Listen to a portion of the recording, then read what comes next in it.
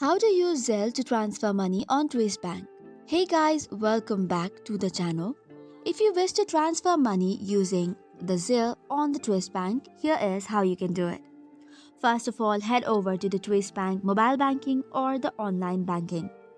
Once that is done, first step is sign in and log in using your credentials. Now, once you do so, you will see the section of home page.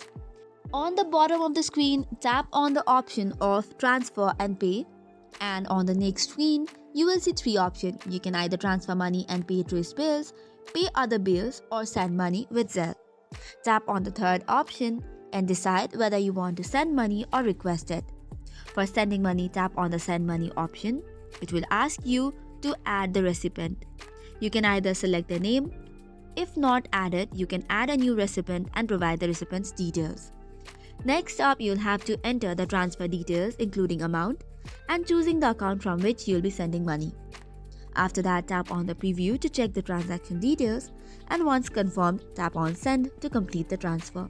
So that's it for today's video. For more such contents, do not forget to hit the like and subscribe button. Thank you and keep watching.